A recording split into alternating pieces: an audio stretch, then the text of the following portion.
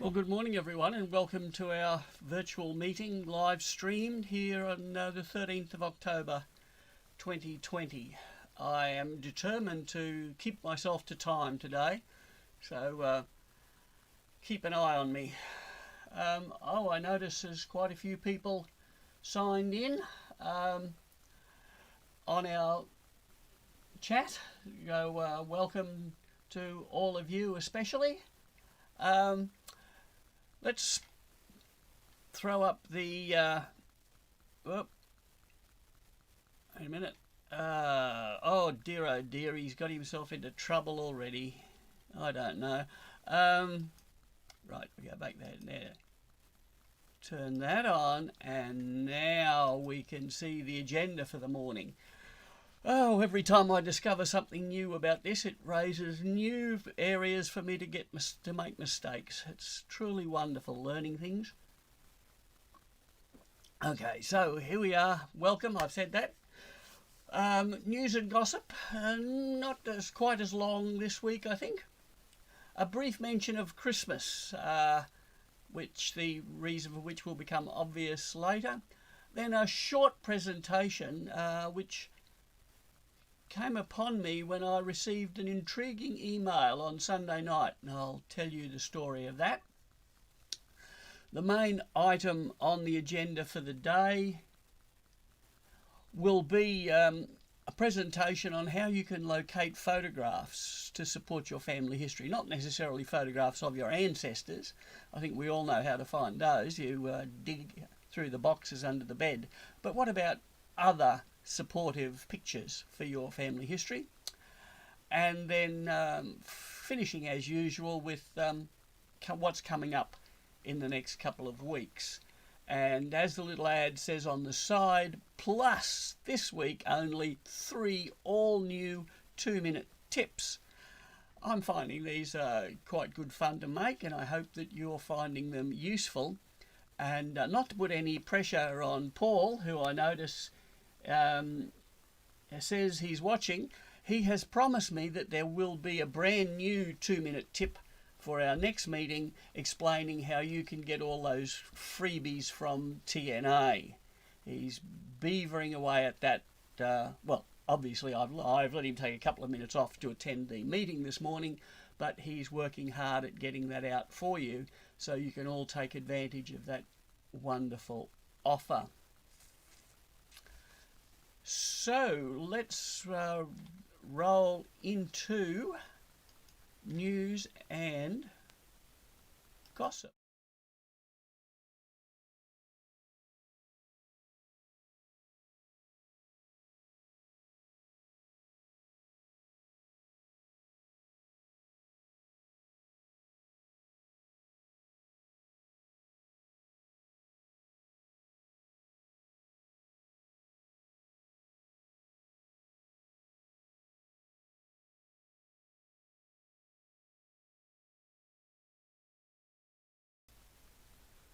Can you hear me now? I think you possibly can hear me now. Let's hope so. Anyway,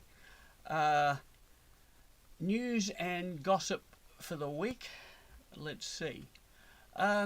First one that jumped out at me is it's been a very long time since we've had an update on our legacy family tree software, and I've received 2 in quite recent time. So if you haven't updated, go to the home page of your legacy family tree, and over on the right hand side have a look at that box called updates and see if you are falling a couple of steps behind. I don't think there's been any major changes, just fixing up some annoying little blips which had crept in.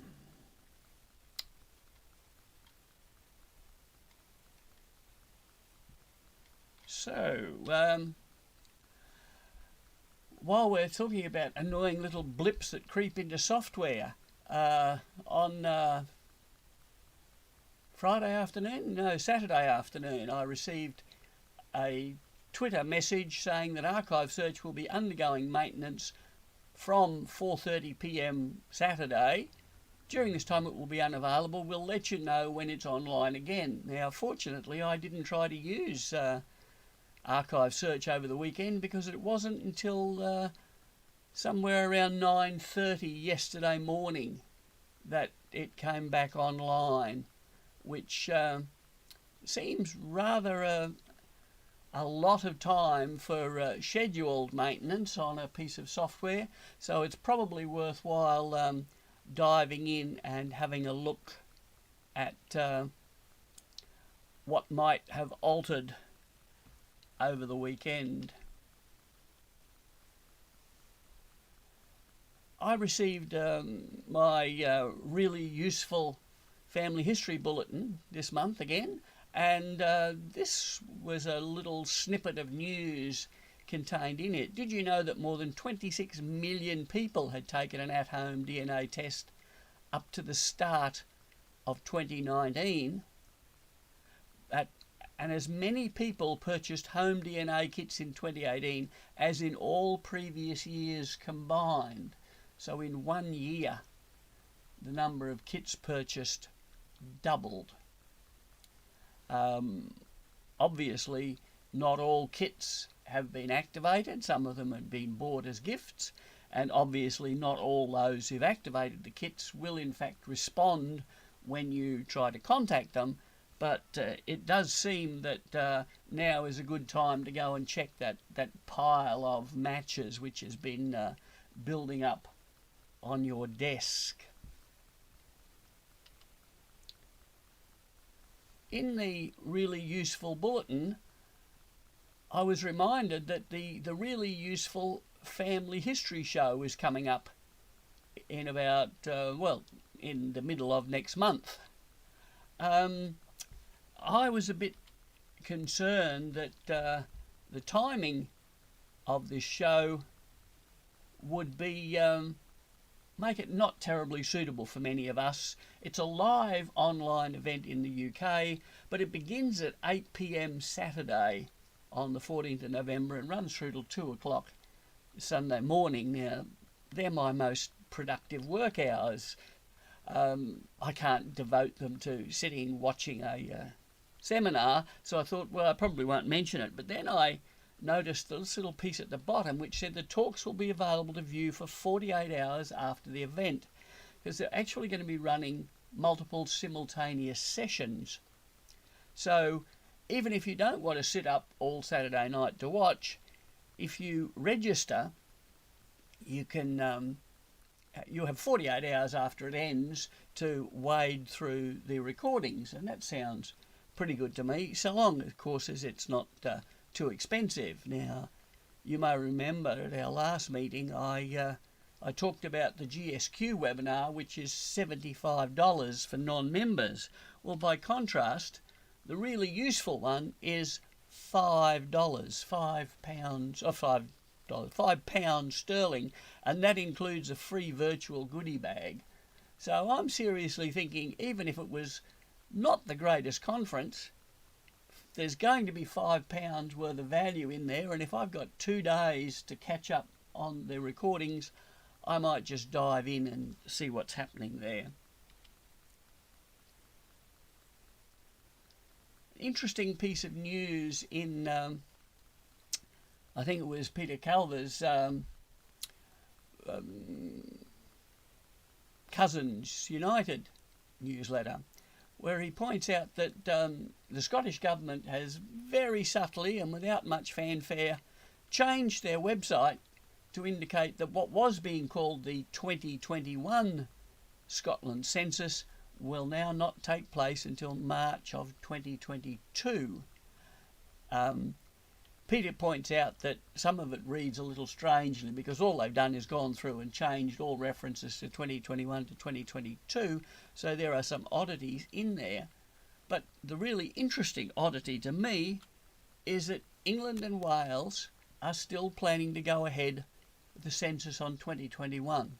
Now, this will be the first time since 1841 that the census in one part of the UK hasn't taken place at the same time as all the other parts. So It's probably not going to bother us, since the results won't be released for 100 years, but your great-great-grandchildren who are busy carrying on your excellent work in building the family history might have to deal with the fact that someone could appear in the Scottish census and the English census, two different places, at the same time, except it's not really at the same time. It will be a year apart. So be interesting to see what happens there.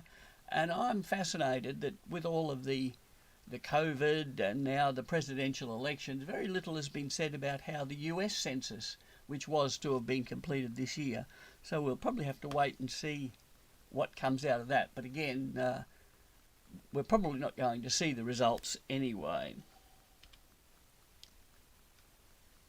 Another interesting item that dropped into my inbox this fortnight is the latest issue of Trove Treasures.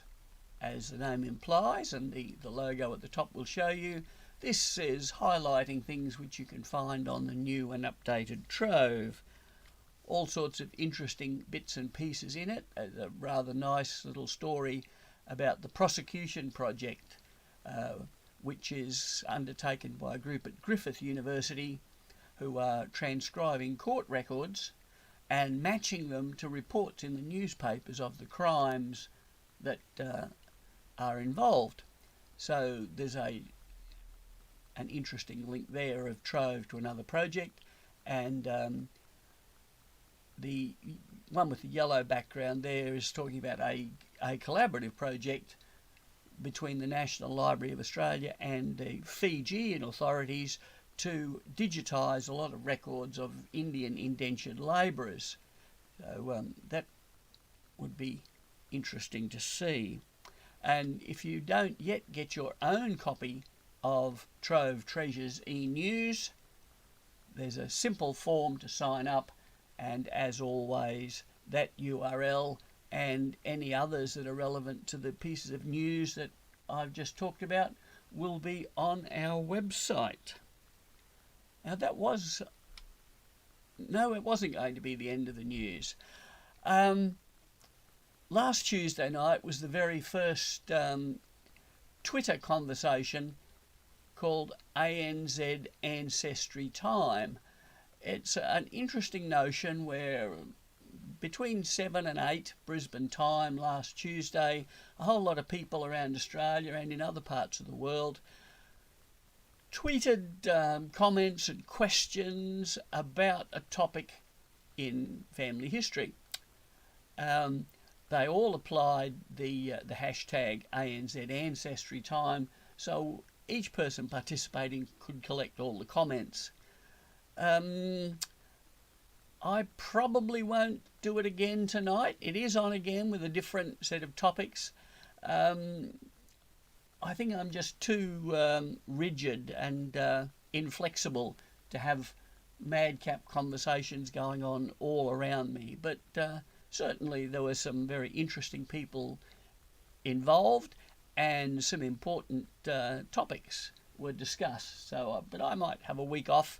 It's apparently going to be a weekly event from now on, so I might join in again a week today.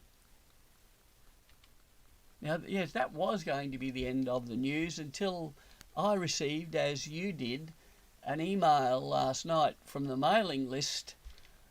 And the tremendous news, of course, is that it indicates that there is going to be a face-to-face meeting, talk, lecture, call it what you like, at Albany Creek at the beginning of November. And obviously that is fantastic news that it is possible for family history groups to meet in the library so long as they conform to all the policies. I was surprised to see it widely advertised, I must confess, because it is a very strictly limited audience. There are only 16 places, and quite frankly I would be very disappointed if anybody who got into those 16 places was not a regular attender at the Albany Creek family history group.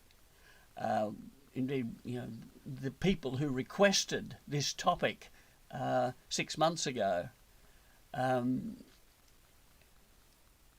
But as I say, excellent news that we are getting closer to coming back to meeting at the library. I hadn't intended to talk about it at this stage, but since the Albany Creek situation is now public, I have requested a number from Strathpine Library. How many people can we have in the building at a time when we come back? The harsh reality, of course, is that at 4 square metres per person, we are unlikely in the near future to all get back together. What I'm hoping to do is to work out a way of dealing with the space constraints and the number of people who can be present in a way that lets us get together somehow.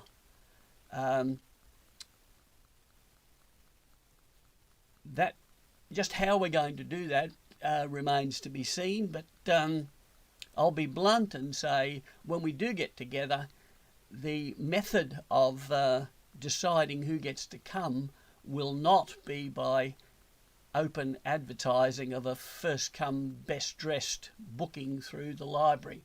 A couple of meetings ago I spoke about how I regard us as an important community, and I think we will need to work out as a community how we get together, not simply book it as though you were getting a train ticket or something similar. But down off my soapbox, that is in fact the news for this fortnight.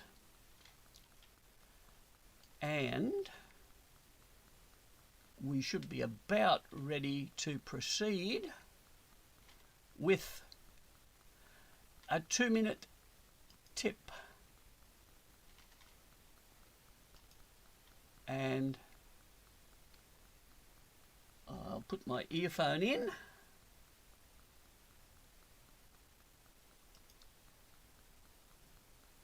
This is a lovely picture of my mum. It's on the front page of the Courier in 1951, and as you see, it was part of a project to encourage more girls to take up nursing. It's just the sort of thing that you'd like to download a copy of, and you know how that works in Trove. We come over here to the download button, open it up, select image, which we can now view. But that isn't quite what we were expecting. So let's go back here, close that, close this,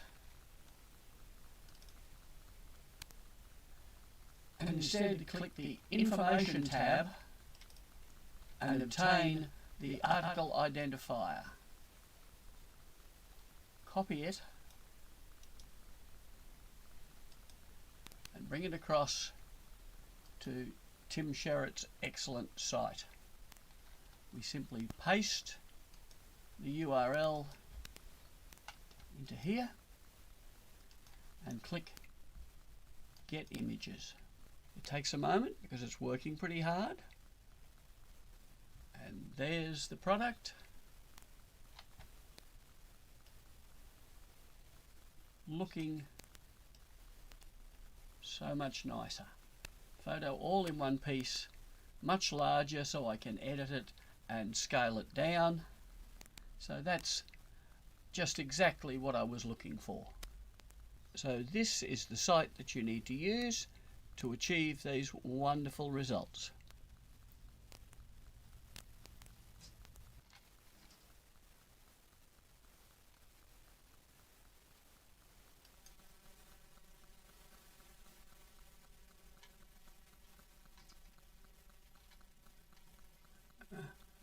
Well, I suspect that I messed that one up again, didn't I?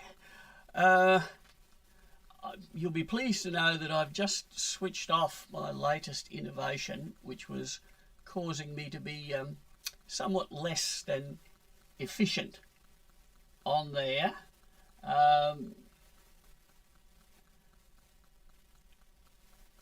Fortunately, those 2-minute tips will be available on our website, and depending upon how we're going for time, I may be able to sneak in a rerun of that at the end so you see what you were supposed to see and hear. And yes, Paul, I am sitting on the beach at Brighton here with these lovely stones behind me. So yes, clearly that means you can see. I hope you can also hear me, because yeah, that's still looking good. Okay, let us now see what I can do here. I need that. I need to display that. And if I switch this on, that's looking almost as though I know what I'm doing. Okay, Sunday night I received an email, a rather intriguing email.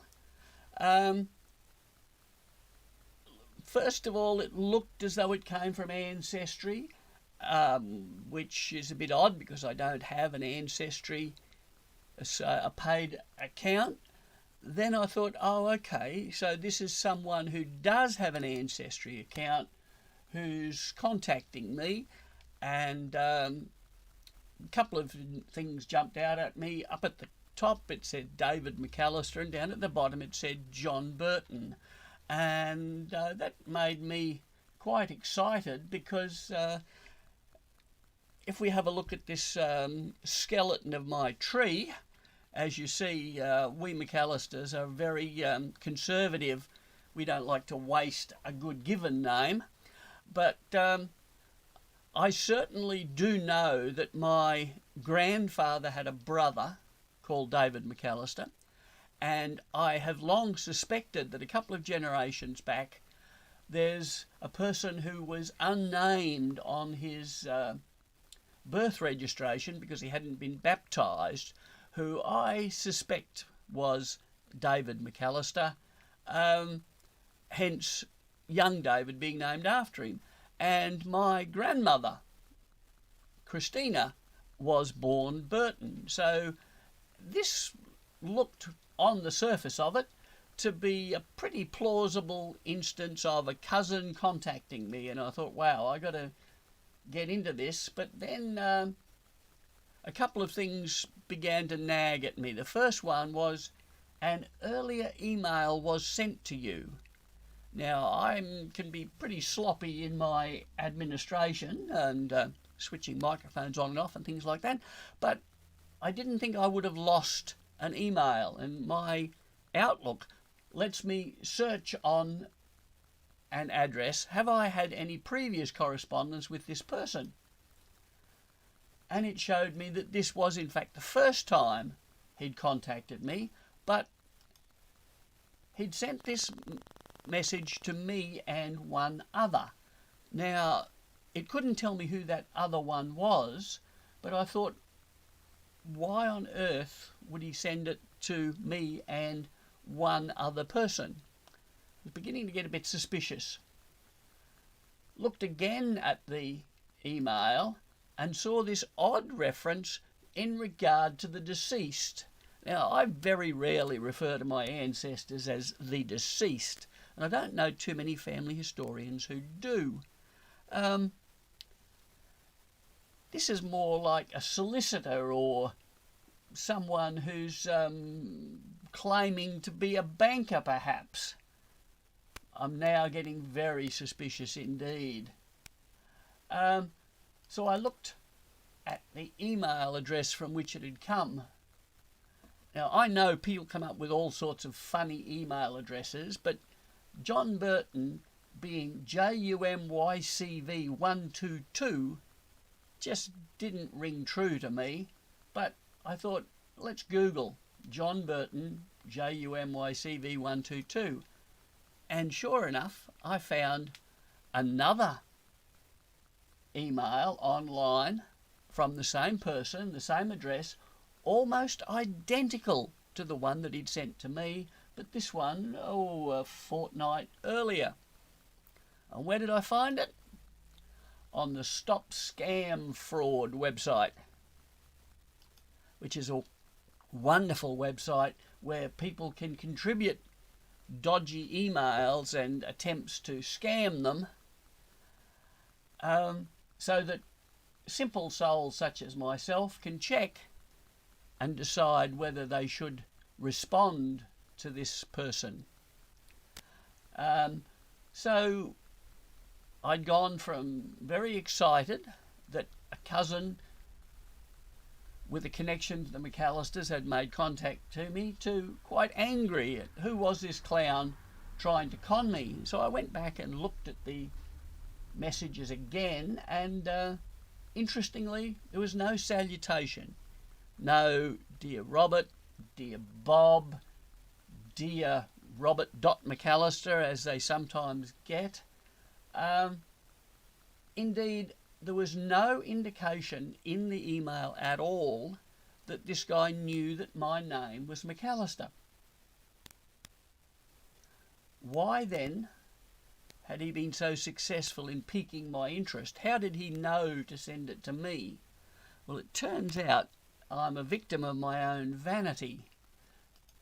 The email he sent it to was fortiter@live.com.au, and the badge of Clan McAllister, of course, bears the motto Fortiter. So anyone with the email address Fortiter probably has the surname McAllister. Very clever little scam. How did he know that I had Burtons in my family? I don't think he did. He was lucky, or perhaps he really is John Burton. That might be his real name. I'm quite happy to believe that the Burtons are a bunch of con men. So in the space of half an hour, I went from intrigued, excited, disappointed, angry, and I thought I probably should mention this to the group. If you get something like this coming in, what do you do with it? Well, be very cautious. Read the thing carefully. Certainly think twice before you respond. Ask yourself, does this feel right? And at the end, I think you'll probably do what I did and heave this particular mystery message back into the ocean.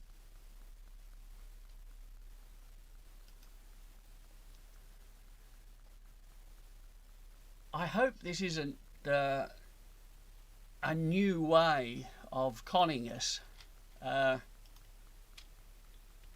Certainly it would be very disappointing if that was the case. Just a warning though, we have become accustomed to trusting emails from other family historians. It turned out that the Stop Scam Fraud website had some more details of this character. He claims to be a banker in Mauritius, and if you respond to him, it turns out that your ancestor migrated to Mauritius and died, leaving no will but an enormous sum of money which he would be happy to help me to claim.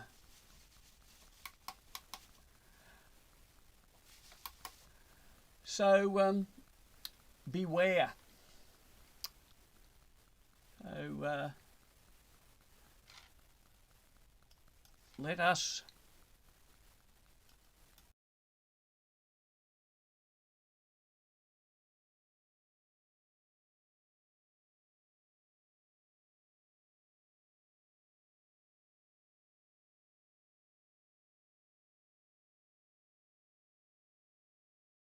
Here we see a letter which is part of an extended correspondence file.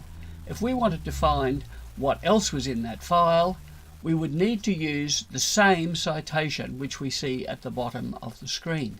The typical citation is in three parts, which we can distinguish with colours. The first, NAA, simply tells us it's in the National Archives repository. The second part, shown here in blue, is referred to in the National Archives catalogue as a series number. Completion of the citation, shown in green, is a control symbol. With those two pieces of information, you can easily locate the full file that contains that letter of interest. We go to Record Search and ensure that we are looking at an advanced search, items. In the middle of the form on screen, we see a place for the series number, where we can type in that portion of the citation which we highlighted in blue. A little further down the page, control symbol will take the green. Scroll to the bottom, hit search, and we'll be taken directly to the item of interest. Let's see how that works in a second example. This will be the citation we're looking for. Once again, it can be split into a series number and a control symbol. Let's begin by opening Record Search. Hover over Explore the Collection, come down and click Record Search. The website opens with Basic Search. We need to switch to Advanced. We're searching for an individual item, and this is the form we'll need. Identify series number, type in D3597. Locate the control symbol and type 5277. Scroll to the bottom of the page and select Search. This display shows us it's a digital image which we can open.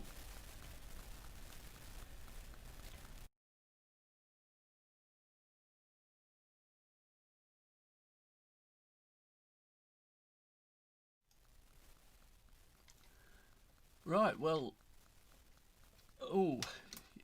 shouldn't speak with your earphones in, you'll drive yourself crazy. Let's now get set up to present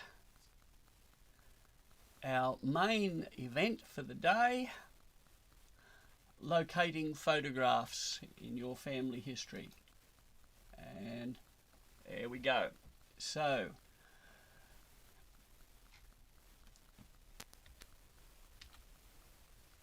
it's a truism, but a real one. Picture is worth 1,000 words, and that's particularly useful for a family historian who doesn't have 1,000 words. This is a wonderful image of Gympie taken around 1880 when my ancestors, Heinrich or Henry and Caroline Kramer, turned up in Gympie with their two young sons. Now, I could do a longish paragraph about them moving to Gympie. Heinrich was a stationary engine driver at the mine. They moved there with two small boys. He died of a disease common amongst miners. Caroline raised the two boys and eventually bought a house in Gympie. End of story.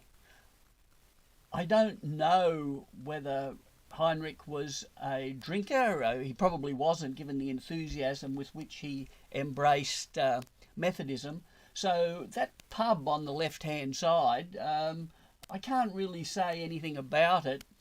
Indeed, it might not be a pub. It might be the mining warden's office. But I'm quite happy to drop a photograph in and allow my reader to look into that and come up with all the stories about Gympie in the time that the Kramers lived there that I don't have. So the pictures, even if they don't show our ancestors, can be immensely important. So we need to ask ourselves, which image is just right for this page? Where can I find it?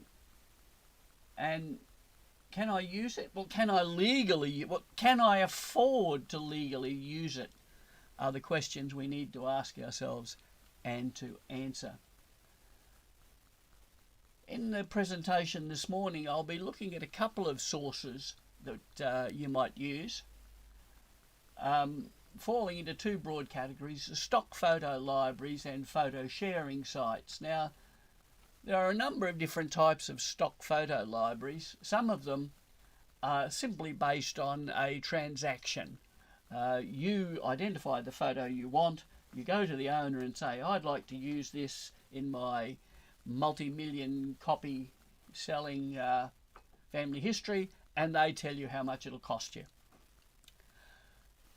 A number of photo libraries say they're royalty free. They don't demand that fee based upon what you're going to use it for. Some of them charge a subscription. You pay an annual fee and you can download the images that you want. Some of them have a per image fee, 30 cents, 50 cents for a picture. And some of them use what are called the Creative Commons licensing. That is, people who say you can use their photos for free. Now, the biggest and the best known of the stock photo libraries is probably Getty Images. It's a huge collection. They are wonderful photos, magnificent resource, and boy, are they expensive. You see that if you're prepared to buy a 10-pack of small images, you get them for $175 per image. That is $1,750 for a 10-pack, ranging up to $650 for a single large image. I don't know about you, but that's way out of my league. Here's another stock photo collection. This is called Dreams Time, and once again, all of these links are on our Weebly page for today. They have a number of payment plans. You notice across the middle of the screen there that you can buy premium images starting at 29 cents per download, which is a bit more my speed than $650. But on the menu bar at the top, you see that they do have free photos, and you can go in and have a look. And this is an example of one of their free photos. You see that it's under the Creative Commons license. It's actually a very large image, 5,000 by 3,000 pixels. So you could use it for all sorts of interesting things. And on the bottom of the page there, you can see, well, if you're interested in this one, you might like any of these. So they are a couple of stock photo libraries. The photo sharing sites, there's a huge range of them. They operate in a number of different ways. Some of them are fee-based. You pay your 29 cents or whatever it is and walk away. Some of them say you're free to use these, but we'd like you to make a donation. Others ask that you include a credit line under the photo to say where you got it from. And still others offer all those options and say it's up to you. You decide what you want to do. And the photo sharing site that I'm going to talk about today is Flickr. Some of you may have the notion that you've heard of this before, and in fact Flickr has had a very long history. I happened to flick through my old email, and I found this one from September 2007 when I first joined Flickr. And you see it begins, "Yeehaw! All your photos have been imported from your Yahoo Photos account to Flickr."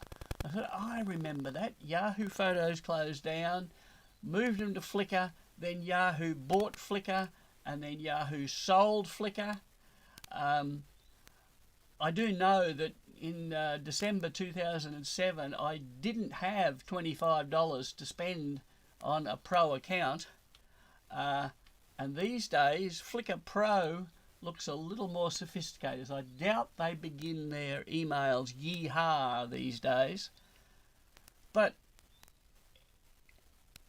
And I no longer have any photos stored on Flickr, I must say. It's moved beyond my requirements, but it is still a very rich source of people prepared to share their photos. And here you see I've gone in and I've searched for old goldfields, keeping my gimpy theme up, and it's provided me with this interesting range of pictures, none of which look terribly appropriate for a family history. They're bright colours and things, but I do notice up the top in the menu bar where you can specify the colour that you would like in the image, it does say you like just grayscale. And so when I click on that, I get something that's a little closer to what I need, but they don't look old, do they? They're terribly artistic, which is not surprising because that's what the photographer set out to do. But lots of photos, but not really the sort of thing that I want for my family history. Do you remember when we used to go to the Queensland State Archives site, and over there on the left-hand bottom corner, Image Queensland? All the photos in the State Archives were available there, and they could be searched. Well, of course, that basic search is now gone. We have the new archive search, and you can bend it to look for pictures. I'll just quickly show you how. First thing, of course, is remember that thing on the left, forget it. Do not touch that left-hand column. Go into the right-hand side. Let's bring up the pointer. You see the first thing I did was I selected item here, because that's what activates this portion. And I can then select records with digital objects, because photographs are digital objects. But there are all sorts of digital objects which are not photographs. So I've gone in and I've searched for the keyword photographic. So with this setup, I can put in the keyword that I want to search for here. So I search for gimpy goldfield and photographic, find items with digital objects, and it ought to work. But interestingly, I don't need to specify a keyword here. If I click submit, I have in fact got a list of all of the digital photos in archive search. And there are a lot of them. You see there up on the top right side, 11,901 of them. It would take me a while to look through it, and in fact it would take me a very long time to look through it, because I need to look at each item individually. So I have to click view item here, which brings up the details, and then I'd click view digital copy, and it will pop up, and I would think, yeah, that's not what I want, and go back. 11,900 to go. Really, what I'm looking for is something that combines the best of two worlds. I want the authentic historical content of the archives, but I want it in the ease of use of a photo sharing site like Flickr. If only there was something in the middle, and glory be. The Queensland State Archives have moved all of their images onto Flickr. Well, not quite all of them. There's only 10,555, but that'll keep me busy for quite some time. And I don't need to open each item to see it, because as you see down here, all the photos are displayed. I can just scroll down through the entire photo stream. of 10,500 well, no, that's not very practical, is it? But there is up here a heading albums, and if we click on that, it brings us to the same 10,555 photos, but sorted into nice groups. Photos of Goondiwindi, photos of butter factories. Scroll down and see what else we can find here. Photos of the Great Barrier Reef, lighthouses, churches. We can easily find an album title which looks like it might be useful and see what it contains. So I chose this album called the Aughties, not a term that we hear much in Australia, but obviously an American term for the first decade of a new century. And this is an album of 86 photos from the QSA collection that were taken between 1900 and 1999. We can open up the album and we get this lovely big display. Some of the photos we'll recognise immediately. Here's the School of Arts in Ann Street, Parliament House looking across the duck pond from the gardens. I think that's Central Station under construction. So lots of interesting things there. And here, if we select a photo from the album, it shows us a lovely large image. And this is an intriguing one. A lot of people read the title, The Longreach Hotel, Brisbane, circa 1900. Say, well, what a lot of rubbish that is. Surely the Longreach Hotel is in Longreach. But no, this one is in Brisbane. On the left-hand side of the image, that's William Street. And on the right-hand side, that's Queen Street. And this sits on the corner opposite the Treasury Casino, where Redcliffe Place is, the Brisbane City Council Library. It was a huge hotel and lovely photo. If you had family members from the country who came down to Brisbane and you found a reference of them staying in the Longreach Hotel, terrific thing to add to your family history. So how do I find these photos on State Archives? Well, you see up in the top banner of every page, we can simply type in Queensland State Archives and it drops down three options. Do you want to search for photos, groups or people? And the catch is that Queensland State Archives is a people. Because the beginnings of Flickr were individuals like me who placed their photos up there, and many of the members still are, government agencies are treated as people. So you can either search for Queensland State Archives and select people, or there across the bottom is the URL, quite easy to remember, and once again it's linked from our Weebly site. So we've found it one way or another, and that search box up here looks pretty interesting, and it's also a major trap. Even though you're here on the page belonging to the Queensland State Archives, that search box searches all of Flickr. You can't simply search within the State Archives collection if you use that box until you click on the magnifier down here. So important process, go to the supplier of photos you're interested in this case QSA, click this little magnifier here and it transforms the box at the top.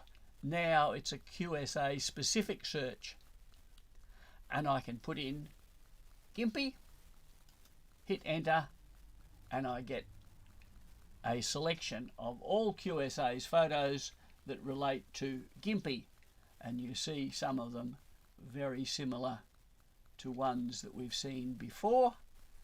and some other interesting ones. A map of the township of Gympie, all sorts of interesting things there.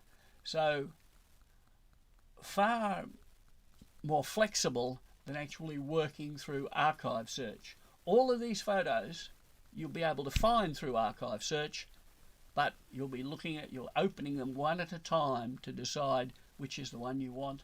This lets you scroll through them and have a look. And here we see one of those photos. It's presented in a very large format so you can have a look at it. Tattersalls, probably the gambling organisation. I doubt that it's Tattersalls Club. If you scroll down, you will often get some interesting additional information. In this case, it's an article out of Trove. I'm not sure that it has all that much to do with the photograph, but sometimes you'll strike it lucky and get some very relevant specific information. Great thing about Flickr is that QSA is not the only organisation we're interested in that has a Flickr account. State Library of Queensland is also on Flickr, and here we see they've got a wonderful colourful display of the colour covers of the Queenslander, but they also have an albums thing, and we can get very similar setup. So photographs of the Ekka, very 1950s, little tiny show bags made of paper with a string handle. A couple of sisters here in their very best Sunday school dress with a hat, that was how you dressed to go to the Ekka. If we search a little further, we find that the National Archives of Australia is also present on Flickr, and it has albums that we can search. And how did I find this? Well, I went up in here, typed in National Archives, selected people, and got this page here, which is where I realised that not only the National Archives of Australia are on there, but the National Archives of the UK and the US and a whole lot of others. So here we look at National Archives UK, TNA, and we see once again albums which you can select to refine your choice of images.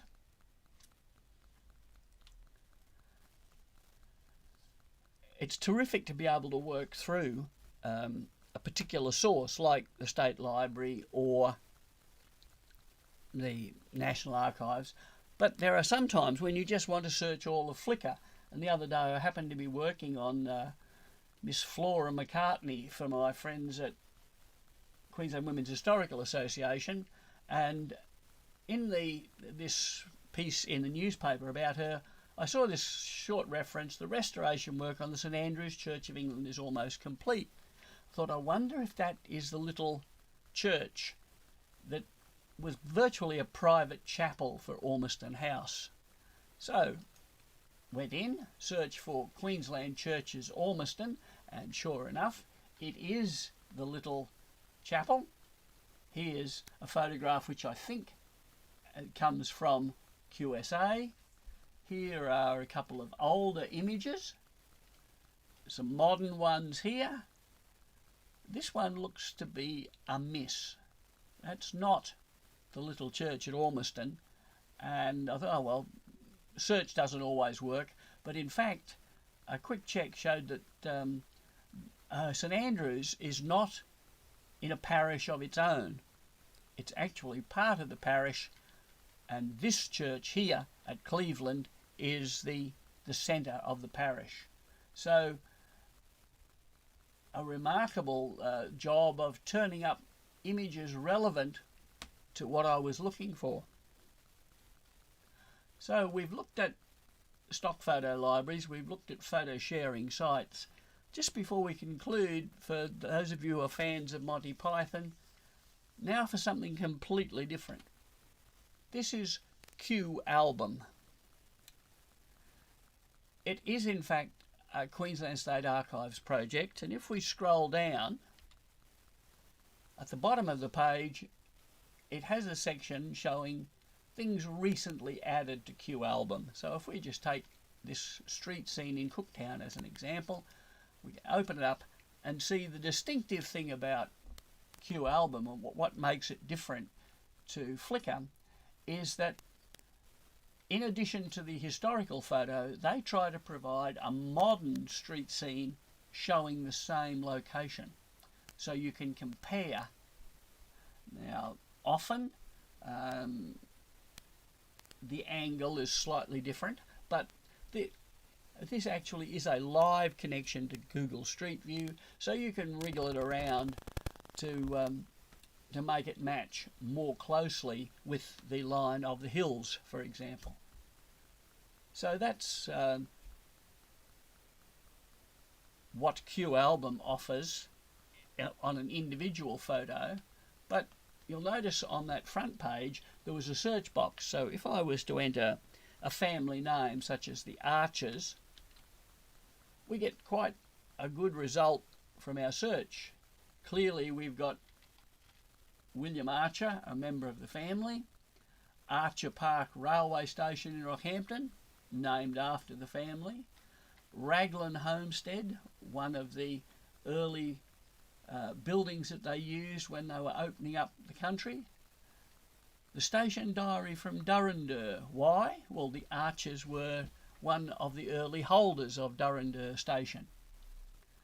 And Brisbane Military Barracks. This one definitely looks like a miss, but if you zoom in, yes, that is the Archer family on their way to church, photographed in Queen Street in 1870.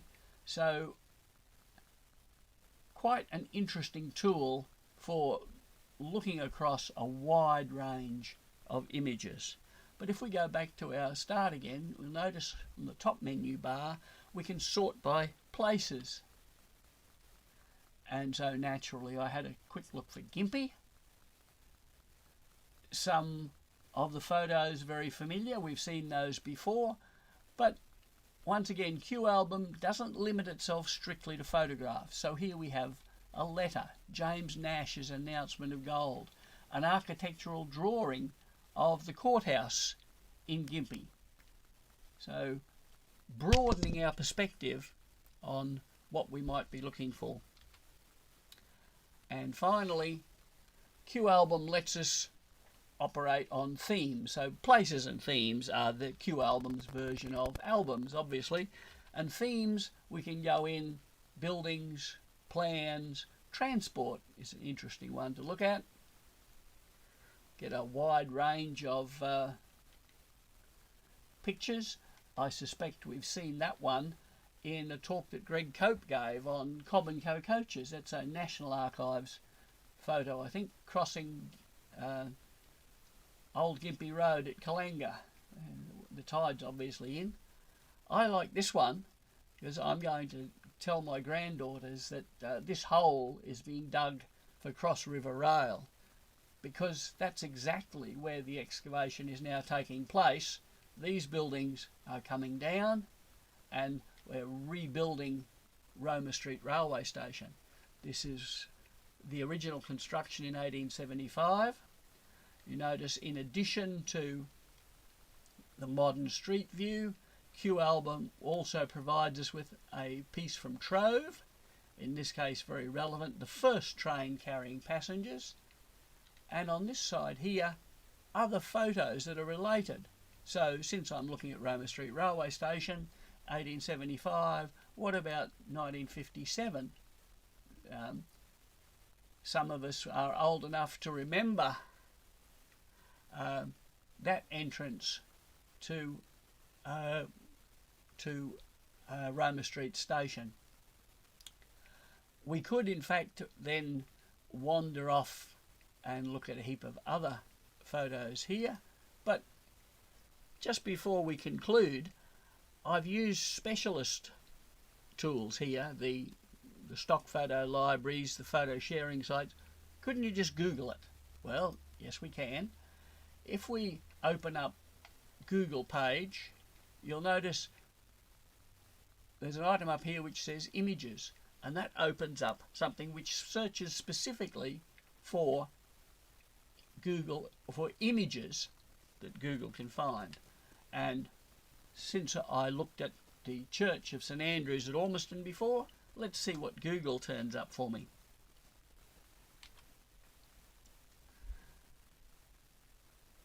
Very interesting collection. Some we've seen before, obviously some very similar.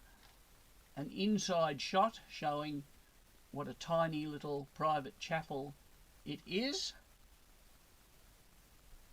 I think we can scroll down, can we? Yes. And the thing about Google, of course, is that it likes to fill the page. So we're down now into the third row, and what on earth is this gentleman? How is he St Andrew's Church, Ormiston? Well, in fact, that's Captain Louis Hope, the man on whose land the church was built. His wife used it as a schoolroom for the children of the employees, and it was their private chapel. So Google Images will not only show you images of the thing you search for, but other images that are associated with pages that mention the thing that you search for. So here, a picture of a concert that took place at the church. A program for a concert on Facebook, and so on. So Google tends to be a little more scattergun in its approach than the highly specific ones that we've been looking at earlier.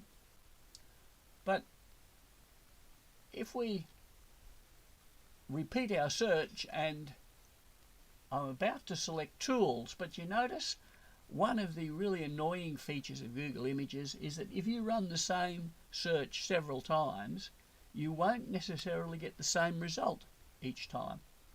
And here we've got a different array at the top. Obviously all very similar, but not exactly the same. But if we bring up tools and then select usage rights, you remember we talked about Creative Commons licenses. That is, things you can use for free. And Google search lets you say, only show me pictures that I can use without breaching copyright. Obviously it's a smaller set, and we fairly quickly get out of those that are immediately relevant. This is a St Andrew's Presbyterian Church, whereas this one is a St Andrew's Anglican Church. That, of course, is on the corner of Wharf and Ann Street. This one is Ernest Street, South Brisbane. So they are St Andrew's churches, they're just not at Ormiston. I'm not quite sure how Queensland Parliament House gets in there, other than it's an old building in Queensland that I can use pictures of for free. There are other options up here that I can use, so that, for example, I could search for images to do with Gympie Gold. I want them to be copyright free, black and white, and not too big. And interestingly, this one, the Scottish Gympie Gold Mine, which I believe is probably where my great-great-grandfather worked. So that's an interesting one. And the great thing about Google Images is that it shows you where it's come from. So these few have come from Flickr, but this Snappy Goat site obviously has something to do with the history of Gympie, and I might well decide to go and have a look at that website to see why it has these photos and what else I can extract from them. So at this point, you've now got a big pile of text and a beautiful collection of photographs that you can use. Just how you put them together is up to you. Let's jump. Have you ever looked enviously at an index like in a legacy family tree, there are an awful lot of people with the same surname there, the Kramers. But on this display, it's quite easy to pick out a subset because they're marked in bold. Have you ever looked enviously at an index like in a legacy family tree? There are an awful lot of people with the same surname there, the Kramers.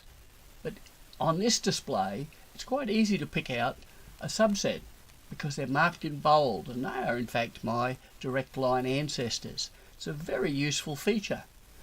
But a lot of people decide that they'd like to have it, but they finish up with this: no bold. They think they've followed the instructions, but it just doesn't work. So let's review the process to see what's going wrong. Go to the Tools bar, and there's an icon which says Set Direct Line, which according to the tooltip is exactly what we want. Choose it, and we have a button to set the preferred line to the person that's highlighted, and a button to change the person who's highlighted. I'm not going to waste time trying these, because as many of you will have found, it simply doesn't do what you expect. So let's close this and think about that awful feeling that you have when you're standing in a dark room, flicking the light on and off, wondering what's gone wrong, and it suddenly dawns on you that the problem isn't the switch in the room, it's outside the house at the fuse box. Let's see where Legacy Family Tree keeps its fuse box. Go up to the menu, select Options, Customize. When it opens, go to Part 3 Data Format and scroll down to Section 3.8 called Child List Indicators. Right at the bottom of the section there's a checkbox which says Indicate Direct Line Children in Lists bold. That's what we want, so we choose that, and it reminds us that while the power has now been turned on, we do need to go back and check that wall switch. Save the result. You probably noticed that I've cheated a little bit here, because now we're back and I can select Tools menu, but I'm no longer looking at my Kramer ancestors. I've made myself the focus, and that's so that when I click on Set Direct Line, I will already be selected here. You can use this change button to search through the full list of entries, but it's a little fiddly. I prefer to switch the focus to myself first, and then I can simply say Set Preferred Line. The change occurs. I'm marked in bold, as is my great-grandmother Agnes, and if I scroll up to find the Kramers, you can see they're all highlighted now, all of my direct ancestors, and I can easily step between them.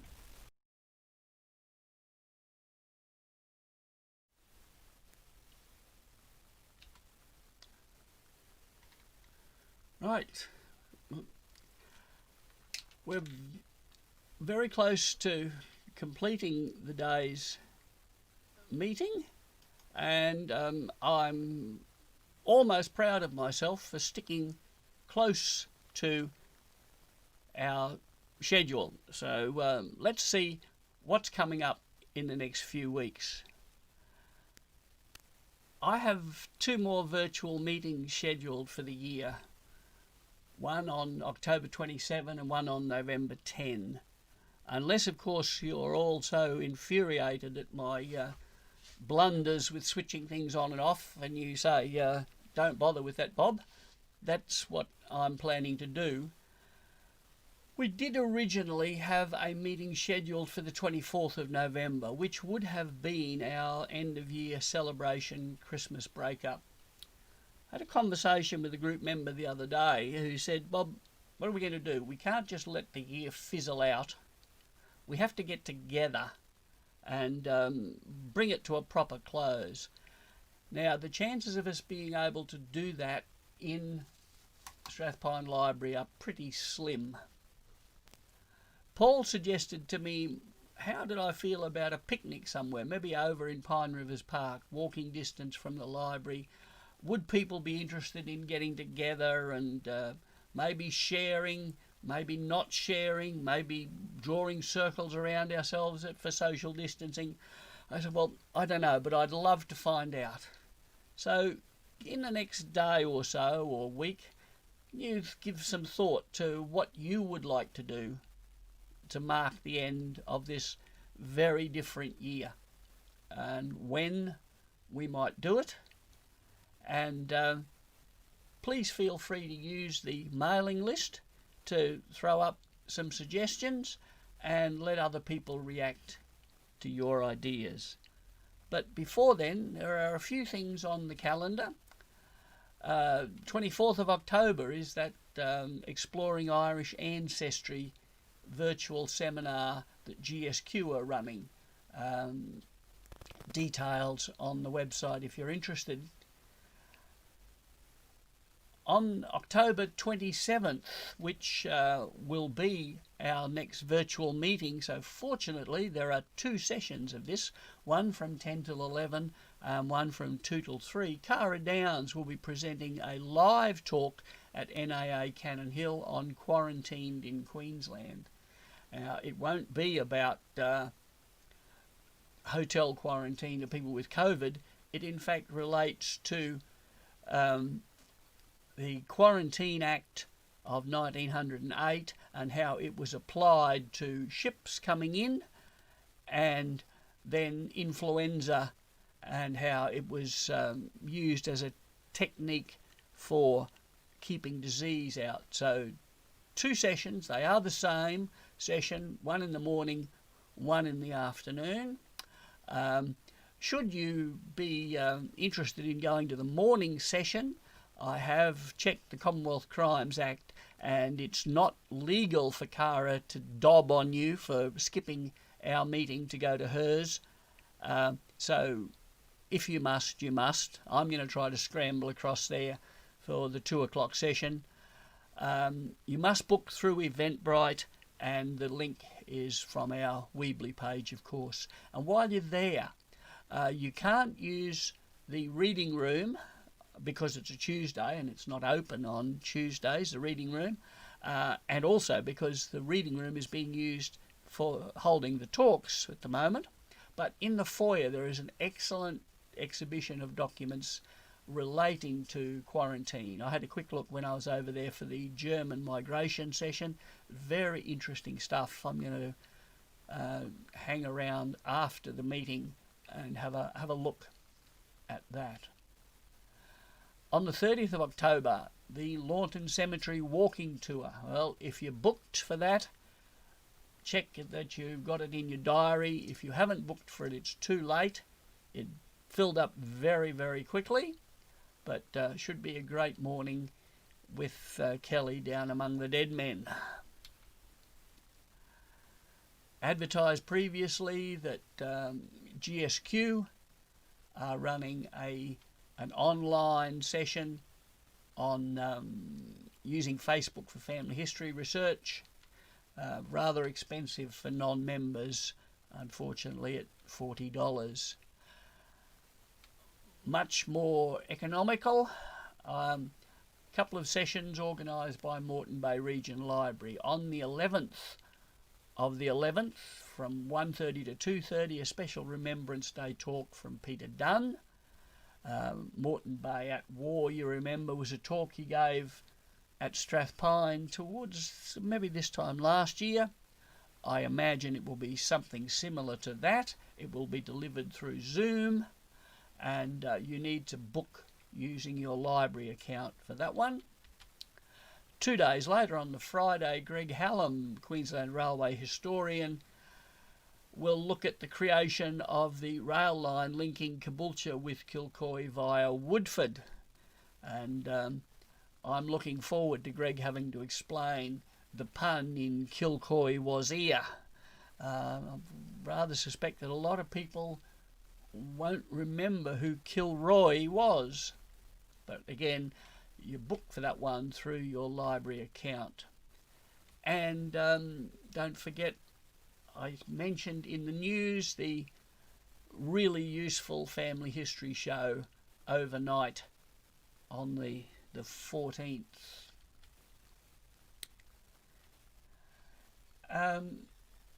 If you are uncertain about finding sessions, you simply need to go to the What's On page on the library website and go down to the search, and you'll see you can enter categories. I entered genealogy and history and heritage. Well, it's actually genealogy or history and heritage, strictly speaking, for the search, and that pops up all the interesting things which might be we want to do. Remember also on that What's On page there's the library channel, Virtual Local History, where recordings of some of these online sessions are preserved. I went there the other day thinking I might have one last look at the Helen Smith influenza one, and it's already gone. So not all of these recordings are going to stay up forever. So keep an eye on that page, and if you need to look at something which you missed, jump in before it disappears. A couple of other interesting things which you might like to fill your time with. The State Library of Queensland has just released a new podcast series called Dangerous Women. There are 5 podcasts looking at 5 different women. Some of them are quite modern figures. A number of them are in fact still alive. But the 2 that particularly interest me, and I'm sure will interest some of you as well, is Ivy Mae Hassard, who was a pioneer aviatrix, who then became a Gold Coast fashion designer, and my favourite lady doctor, Dr. Lillian Cooper. So a couple of episodes there of Dangerous Women that you might be interested in. And as I say, some of them are quite modern. The 5th person is Debbie Kilroy, the barrister, or solicitor perhaps she is, and activist for incarcerated people. While I'm thinking about things from the State Library, there's also video recordings of a number of their programs on Vimeo. Vimeo is sort of an upmarket YouTube, would be one way of describing it. It's certainly more expensive than YouTube, and State Library uses it to post the recordings of some of their webinars. And this one that's shown here, Matthew Vengert and Louise Martin-Chew, they did a fascinating presentation on things that related to the government printing office, displaying them in great detail online, a really good use of the webinar format, and that's preserved on Vimeo, State Library of Queensland. Again, links on our website. Their government printing office presentation was part of a series called Research Reveals, and there was meant to be another one in November called Queensland's Ice Cream History and the Peters Ice Cream Factory. I was looking forward to it immensely, but it has now been postponed until February next year, so we'll need to keep an eye out for that last Research Reveals. My wife is looking forward to it because while she didn't work in the Peters factory, she did work in the lab of Paul's ice cream, which is why she never eats chocolate ice cream. And that is pretty much what we have got coming up. Thank you very much for your attendance. I'm getting closer to my marks, so let's just see how I can do. If I go into studio mode, I can set that up. I can, I think, do that. Yep. And so if I put that over there, we're done for the day. Look, I've got credits now. How's that? And don't forget, how should we mark the end of the year? How do you think we should celebrate? Thank you very much. We'll see you again, or you'll see me. I won't necessarily see you in a fortnight. Yes, I think it is. So, thanks very much. Bye.